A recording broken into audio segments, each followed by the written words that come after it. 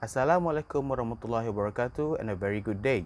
I bid to our lecturer, Mr. Muhammad Fazil bin Abdul Batau, and to our fellow friends. So today, my group and I will present about a topic of international trade for international relations. For introduction, international trade is simply the sale and purchase of services and goods beyond the national borders. International trade can be done by government or firms that have the stamina of operating on the international scale. In fact, the modern world consists of mutual interdependence among various economies of nations. There have been massive and extensive studies of international trade and its impact on the economies of the world, whether it is individual economies, regional economies, or global economies. The study of the relationship between the international trade and growth of economy dates back as far as 18th century, where David Ricardo and Adam Smith asserted the trade had a general influence on the positive growth of the economy. The notion of positive growth of economy as a result of trade is because they believe that trade brought a higher accumulation of capital and technical progress that eventually leads to the improvement of the productivity. And next, there has always been a theoretical controversy between the growth of the economy and openness of trade. In as much as many researchers predict that the growth in economy comes in handy when there is trade openness, the data depicts that openness sometimes does not bring about economic growth. And then increased international trade brings about a growth in the economy when there is a facilitation of technology knowledge, diffusion from the direct importation of goods where that are technologically advanced. Endogenous growth models reveal that trade contribution to the growth of economy varies depending whether the country's competitive advantage introduce the resources of the economy to its activities that brings about a long-run growth or it drive them away from such activities. So from this discussion, we will try to figure out issues or a case where there's international trade events happens. Hi, my name is FAIZAL RAMLI and I will present to you the current issue regarding international trade. As we know, the world are facing a global pandemic called COVID-19. COVID-19 is a humanitarian crisis on a global scale. The virus continues to spread throughout the globe, placing health systems under unprecedented stress in the battle to save lives. The human scale of this tragedy is set to worsen as the virus spreads to lower income countries with weaker healthcare system. OECD or Organization Economic Cooperation and Development suggests an unprecedented collapse in the first half of 2020, which means the economic outlook or progression will be collapsed in the half of 2020 and almost 30% decline in global GDP. Moreover, the cost to the global economy from support package through central bank and fiscal action are very significant and likely to have long-lasting and complex effects on management of sovereign and corporate debt. A further challenge is the uncertainty about COVID-19, including in terms of the scale and pace of infection, how long and widespread shutdown measures will prove necessary. The prospect for treatments to better manage symptoms, allowing health services to focus only on the most serious cases, and the risk of second or third may be fought with infection as the virus moves around the globe. The virus is proceeding in waves, with countries succumbing and set to recover at different times. What is clear is that the virus and its aftermath look likely to be with us for some time. Against this background, there is clear need to keep trade flowing, both to ensure the supply of essential products and to send a signal of confidence of the global economy. Trade is essential to save both lives and livelihood. Assalamualaikum warahmatullahi wabarakatuh, and good morning to my fellow friends. My name is Muhamad Azmi bin Muhammad ZULKAFLI, and I will be presenting the causes of COVID-19 to international trade.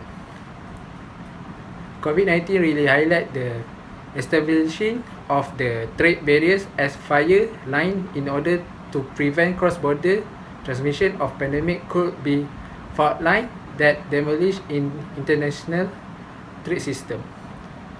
The restriction on both international agriculture export and import, especially unilateral border control such as import refusal and alert arising to novel feature amid COVID-19. Institutional causes to perceive trade barrier in pandemic that are embedded in the WHO, WTO coordination. Pandemic has causes massive shortage of essential goods and services. Many countries has been resorting to trade policy to maintain adequate supplies, and there also some of the countries have adopted export restriction on essential goods and supply and reduce the tariff. Next, this crisis is first and foremost a health crisis which has forced government to take action of unprecedented measure to protect people's life. The unavoidable decline in trade and output will have painful consequences for household and business, on top of the human suffering caused by the disease itself. This action be taken by the government is to the immediate goal is to bring the pandemic under control and mitigate the economic damage to people, companies and countries. But policy maker must start planning for the aftermath of the pandemic. These numbers are ugly. There is no getting around that. But a rapid, vigorous rebound is possible. Decisions taken now will determine the future shape of the recovery and global growth prospect. We need to lay the foundation for a strong, sustained and socially inclusive recovery. Trade will be an important ingredient here, along with fiscal and monetary policy, keeping market open and predictable as well as fostering a more generally favorable business environment will be critical to spur the renewed investment will needed. Hi and Assalamualaikum. My name is NADIA, BINTI Muhammad JOHARI. I will present to you regarding to the effect of the COVID-19 towards the international trade. COVID-19 may cause the country trade policy measure that disturb import and export activities. United Nations Conference Trade and Development (UNCTAD) are expected that the global direct investment will fall in 2020. The rapid spread of COVID-19 had bring the action of some country and some government in to change the trade policy measure. So pandemic COVID-19 has a significantly negative effect on trade, especially to the exporter. So COVID-19 has dramatically decreased the international trade. So naturally, higher COVID-19 case affected an exporting country in terms of the scale of the production, so which that lead to the slow movement in export supply. Exports will decrease, particularly in industry and countries where remote work for operation in less feasible. So some of the country are decided to establish their export control over certain product, especially medical medical product which form the temporary export ban or the additional of licensing and authorities requirement. However, there are few countries that are concerned with the security of food supply, which is by the introducing the export restriction. This decision have generated genuinely concern about the potential food shortage in the global market in the second quarters of the year. Okay, Director General of Food and Agricultural Organization, World Health Organization, and also World Trade Organization, which stated that uncertainty about the food availability can spark a wave of export restriction and create a shortage on the global market. So the problem appears sufficiently serious, which lead to this statement lah. So so the countries need to ensure that the trade related measures shall not disrupt the food supply chain. Okay, but however, during this pause of the international trade, it's surprisingly some of the trade restrictions have been reduced, at least temporarily, even in between China and USA, which is these two rivals have been stuck in the trade war for the last 2 years. So global value chain was the main channel for transmitting the effect of COVID-19 to the international trade. Okay, so let's proceed with the point number 2. As for the next point is supply and demand change. Okay, so during COVID-19 pandemic, the world is going to look obviously different. Okay, the supply shock that started in China in February 2020 and the demand shock that followed as the global economy shut down exposed the weaknesses in the production strategy and supply chain of firms that can be seen through the global market. Temporary trade restriction and shortage of medication, critical medical supply and other products that highlighted their weaknesses. Okay, so those development combined with the US and China trade war have triggered to the increasing in the economic nationalism. As a consequence of all this, manufacturers worldwide are going to be under greater political and competitive pressure to increase their domestic production and also grow employment in their home country, reduce or even eliminate their dependency on sources that are perceived as the risky, and we think that the use of the lean manufacturing strategy that involve minimizing the amount of inventory held in market global supply chain.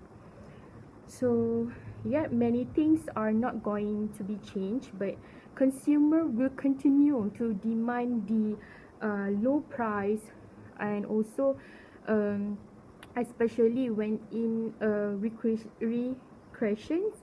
So and the firm won't be able to charge more just because of the manufacturing cost is higher. So higher cost home market. Okay. In the additional, the pressure to operate the efficiently and use capital and manufacturing capacity economically will remain insistent. Okay.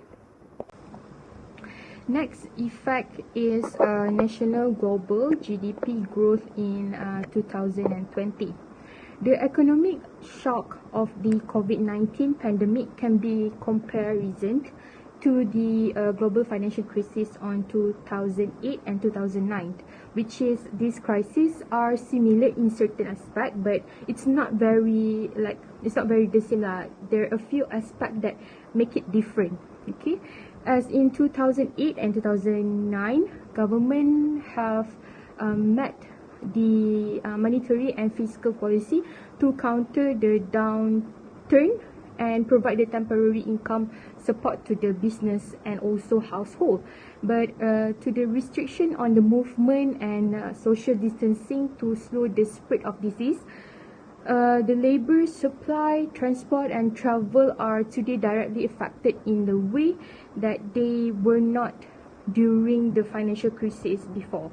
So the whole sector of the national economy have been shut down, which is including hotel, restaurant, non-essential retail, trade, and also tourism, and significant share of the manufacturing. So the UNCTAD expect that gross domestic product (GDP) may fall by ground 4.3% in 2020, with an expected global recovery of 4.1% in 2021. Developed economy are expected to be more effective in 2020 before, but then the representatively and expect a weaker recovery in 2021, which is as to compare with year before.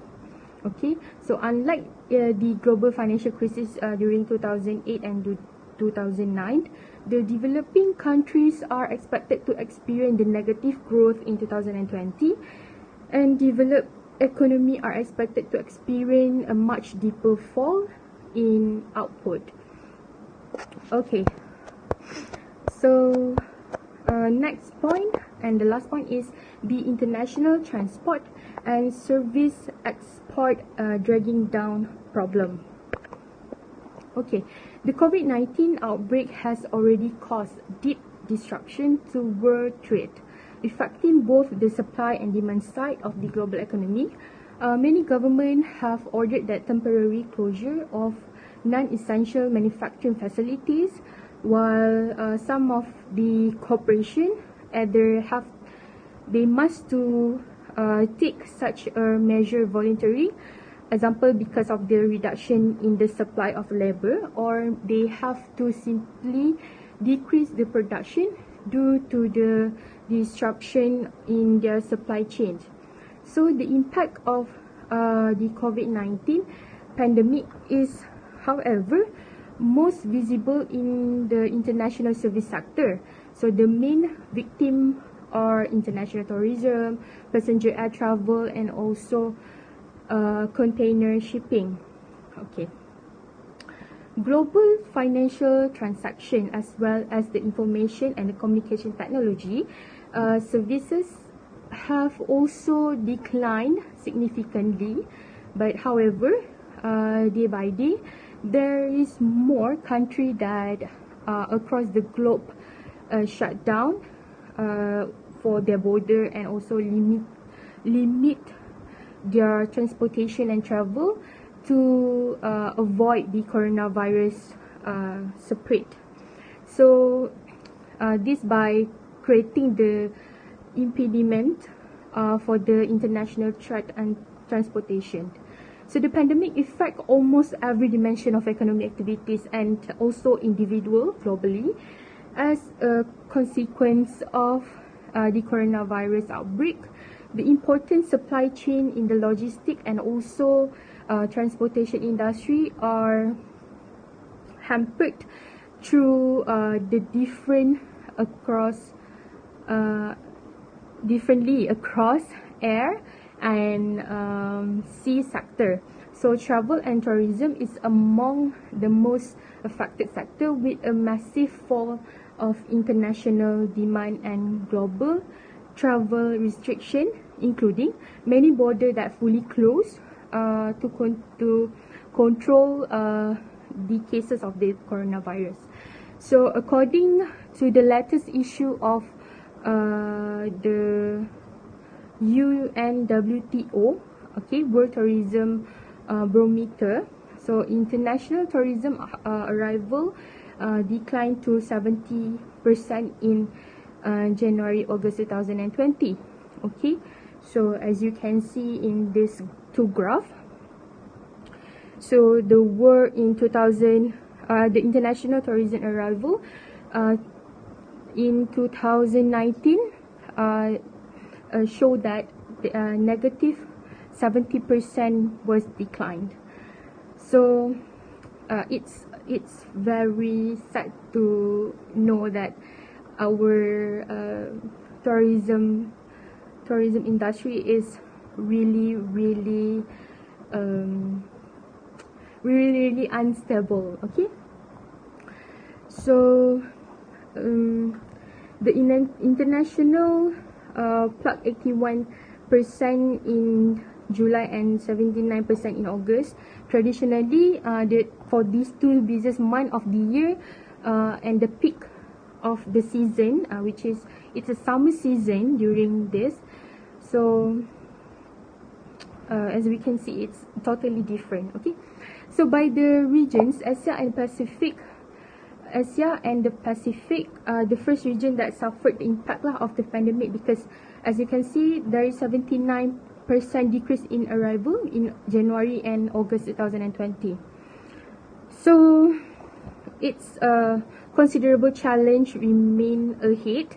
So starting with the unknown duration of the pandemic and the travel restriction in the context of global economy restriction, countries around the world are implementing a wide range of measures to mitigate the impact of COVID-19 outbreak, and also to stimulate the recovery of the tourism sector.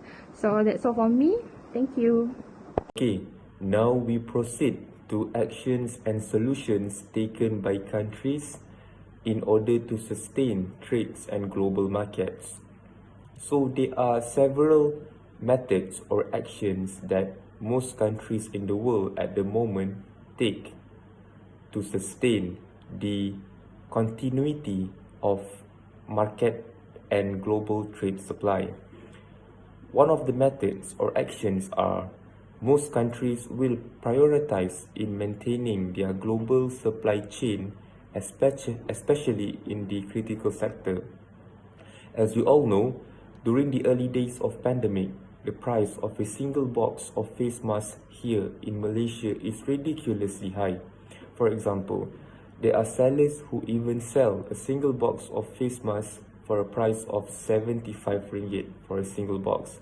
And there are also other sellers who even sell a single box of face masks at a higher price than that. All of this happened due to the sudden COVID-19 pandemic that hits the country. Due to the pandemic, the demands for these specific masks are exceptionally high, which then causes a decrease in supplies by the country. Thus, when the demand increase and the supply decrease, then each seller needs to increase their price in order to sustain their stocks of those face masks. But however, Malaysia managed to focus on increasing the supply of face masks by calling in voluntaries as well as non-governmental organizations to produce these face masks. Not just that, Malaysia also able to sustain the supplies of face masks as a result of enabling trades and global markets by receiving these supplies of face masks from several countries, including China, despite the pandemic is still going on strong. Other than medical supplies, sustaining the ICT or technology is also crucial during the pandemic. The trades in this sector needs to be maintained and restored as most individuals during the pandemic are working from home.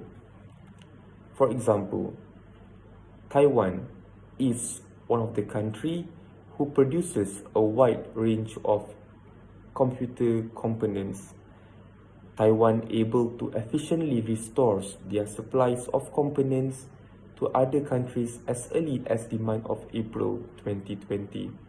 Thus, it is always important for a country to maintain their global supply chains, especially in the crucial sector during the pandemic. The second option or solution that a country needs to exercise in order to sustain the continuity of trade market is for the government to restructure their policies, their trade policies specifically.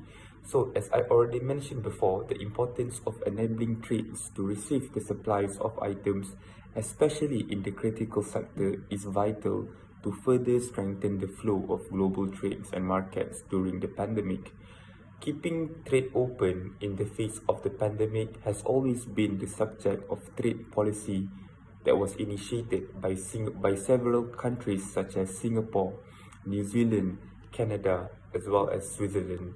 Furthermore, our country, Malaysia, has also restructured their trade policy, which enables trades during the global pandemic, which we have recorded a significant year-on-year expansion in shipments to major trading partners such as China and the United States.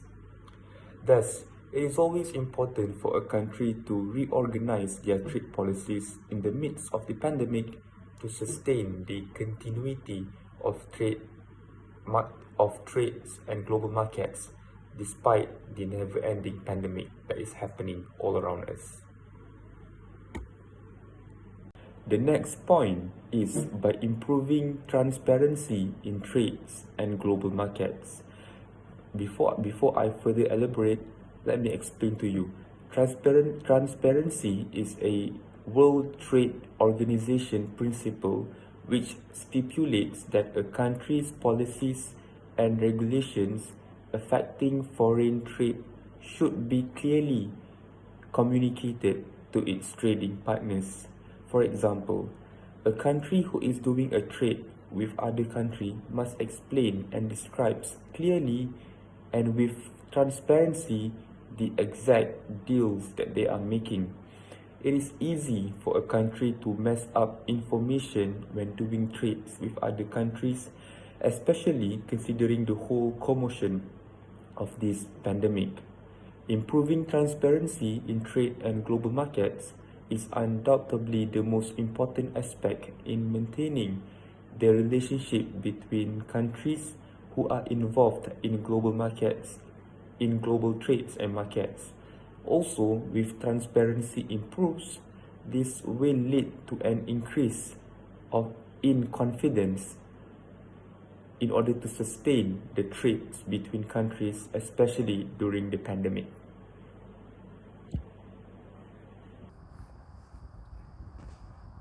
Despite these COVID-19 issues that occurs and affect the international trade, all economies need to embrace trade openness and international trade so that they can stay at par with all the current trends in trade and technologies to help them work through their challenge, whether trade related or other socio-economically issues. And then trade openness is very important for any country, whether it is a developed country, a developing country, or a poor country, because exposure to the new markets means exposure to the new ideas, new trading techniques, new technologies, new innovations, and new markets to sell and buy goods.